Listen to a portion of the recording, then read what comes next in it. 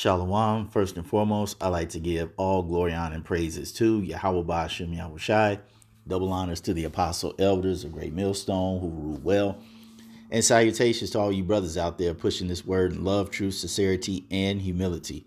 Once again, it's the brother Shati from the Chicago camp coming back to you with what I hope is another quick and edifying sit down. And I don't know what nationality this woman is, but I guess she follows some type of Islamic law because she has her head covered. But nonetheless, okay, she's addressing a question that's been asked to her, and a question that she's heard come from many people. Okay, and she's going to give a excellent list, okay, of the reason why the other nations are able to prosper in a place where Jake has been for many years and they're still at square one.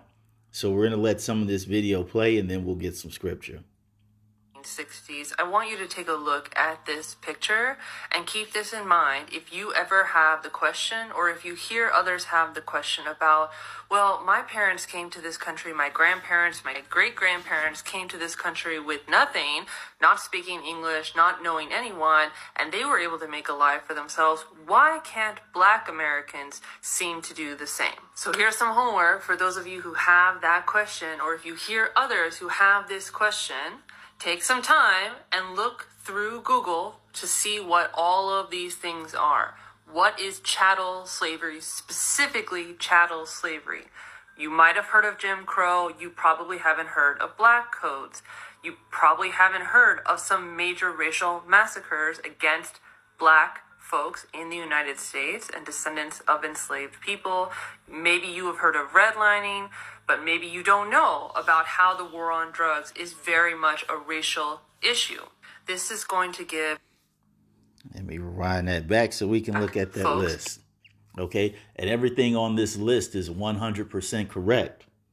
Okay, this is the experience of every single Israelite here in America. It doesn't matter if they're so-called poor or they so-called got some type of money or status.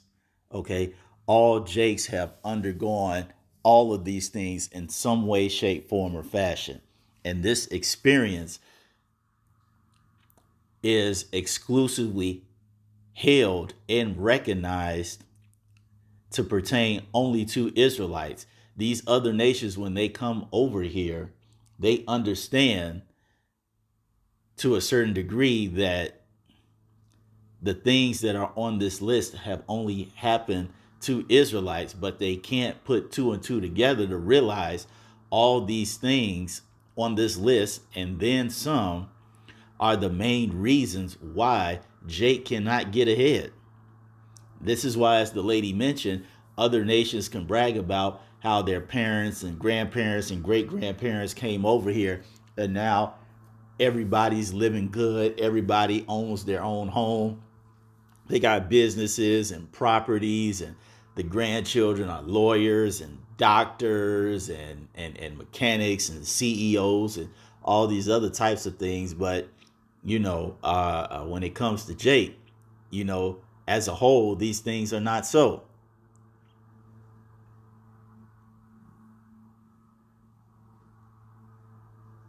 And as I mentioned before, many of the nations recognize this. Okay, and this was prophesied that such it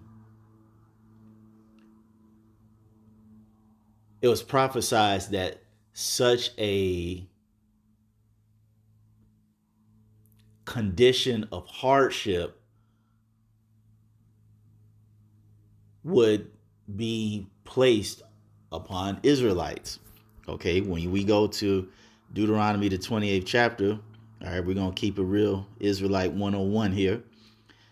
Deuteronomy 28:15, it says, "But it shall come to pass, if thou wilt not hearken unto the voice of Yahweh thy power to observe to do all his commandments and his statutes, which I command thee this day, that all these curses shall come upon thee and overtake thee." Now, I'm going to scroll down where it says that these things shall be a wonder and a sign.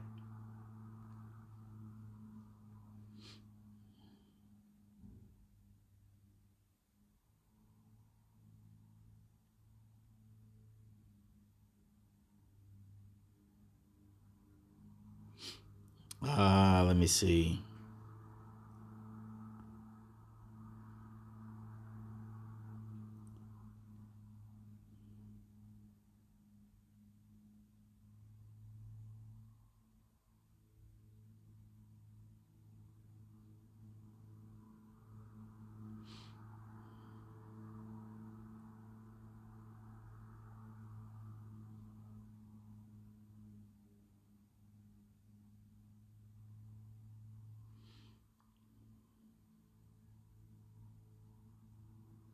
Hmm. Okay. I know it's right in front of me, but I can't really. I don't know why I'm not seeing it. But we're still going to scroll down.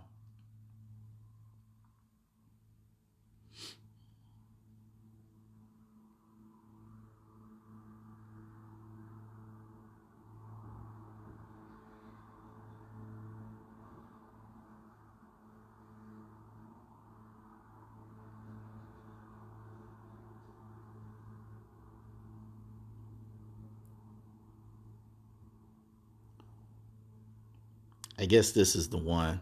Let's see. Deuteronomy 28 and 58.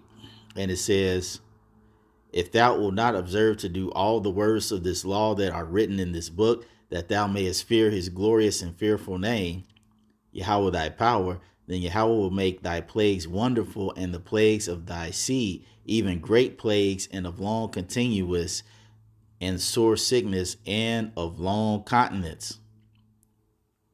All right. So these curses would be upon us. It would be on our children, our children's children, and our children's children until, as we read down in verse 68, it says, and Yahweh shall bring thee into Egypt again with ships by the whereof I spake unto thee. Thou shalt see it no more again. And there ye shall be sold unto your enemies for bondmen and bondwomen, and no man shall buy you. So not only does it talk about the chattel slavery here, but it's saying that all these curses are going to be upon us and they're going to stay with us until the Lord comes and gets us out of this madness.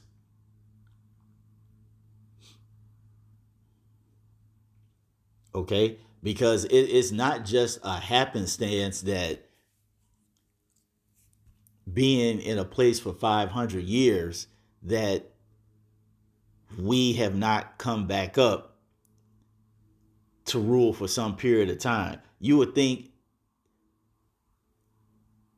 in 500 years, Jake might have came up at least once and maybe took over for 5 years, and then that was it. Okay? You would think something that small would at least happen, but it has not happened. So how do you explain that a nation of people who are smarter, who are stronger and better in every single way in comparison to their arch nemesis, not be able to overtake their arch nemesis, who is bad Uncle Esau, so-called white man? Okay? It's because the Lord did it. The Lord put us in this condition, and it's only the Lord who can deliver us. As the scripture goes, I believe it's in Daniel, basis of man. I believe it's in Daniel. I should probably type in ruleth kingdom. Daniel 4 and 17, it says, this matter is by the decree of the watchers and the demand by the word of the holy ones, to the intent that the living may know that the Most High ruleth in the kingdom of man, and giveth it to whomsoever he will, and setteth over it the basis of men. Okay, so it is actually Yahweh Bashem Yahweh Shai who decides who rules.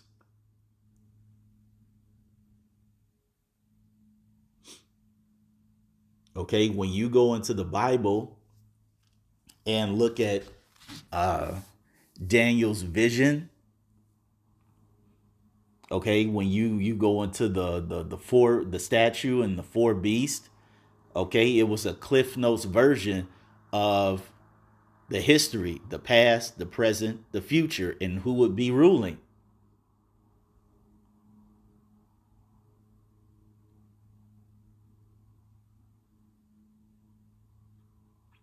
And the only person that knew who was going to be ruling was the Lord. Why? Because he prophesied it. There's no man on earth that sat back and said, you know what? I think in about 1,000 years the Grecians are going to be ruling. No. All right. It's all the working of Yahweh Ba'ashem Yahweh Shai. So if the Lord wants the basis of men, bad Uncle Esau, to rule, okay, he's going to have him rule. Okay. And if he wants his own children to be at the bottom, then that's exactly what the Lord is going to do. He's going to keep them at the bottom. And it's not going to matter what anybody says or how they feel about it or what solutions that they have. If the Lord is not, if the Lord hasn't decided to change things around, then it's just not going to be changed. And this is why our condition in America is the same as it is today as it was hundreds of years ago. As I said, we're still in slavery. It's just become more refined now. So that's all I wanted to say on this. I hope you all were edified. Till the next time, we're going to say shalom.